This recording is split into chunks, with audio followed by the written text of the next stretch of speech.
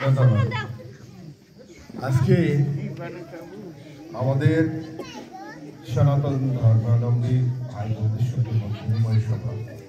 আজকে সবার সম্মানিত সভাপতি এখানে উপস্থিত রয়েছে, দীর্ঘক্ষণ ধরে তিনি আপনাদের সঙ্গে দেখা করার জন্য এবং কিছু কথা বলার জন্য যিনি অপেক্ষা করছে, আমাদের শ্রদ্ধেয় নেতা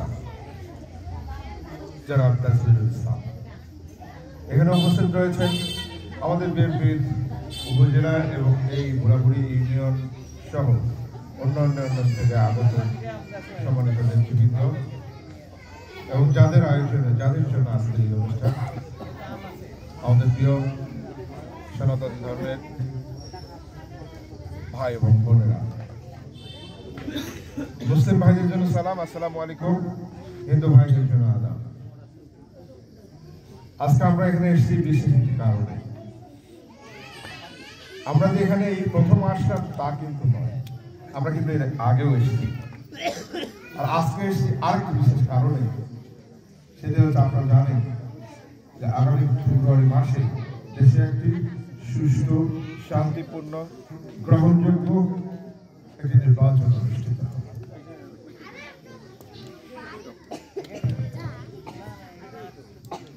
এবং আর আমাদের মধ্যে এই আতঙ্ক নাই রাতের বেলা ভোট হবে, দিনের বেলা ভোট দিতে পারবো না, রাতের বেলা ভোট হয়ে যাবে, এই আতঙ্ক আর নাই, এই সন্দেহ।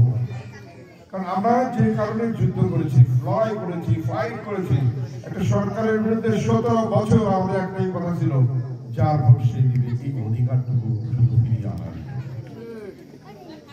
আমার ভোটটা আমি দিব, আমার পছন্দের লোককে দিব।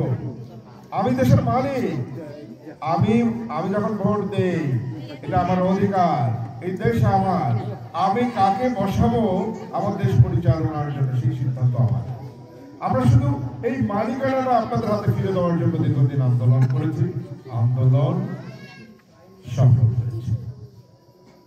আজকে ভোটের অধিকার আপনার হাতে ফিরে এসে আমি এখানে আপনাদের সামনে বলতে চাই, আমাদের ধর্মে আমাদের হযরত মুহাম্মদ সাল্লাল্লাহু আলাইহি ওয়াসাল্লাম উনি শেষ একটি বক্তব্য দিয়েছিলেন, একটা ভাষণ দিয়েছিলেন মানব জাতির উদ্দেশ্যে, মুসলমানদের জন্য না, হিন্দুর জন্য না, খ্রিস্টানের জন্য না, উনি পৃথিবীর মানব জাতির জন্য একটা ভাষণ দিয়েছিলেন।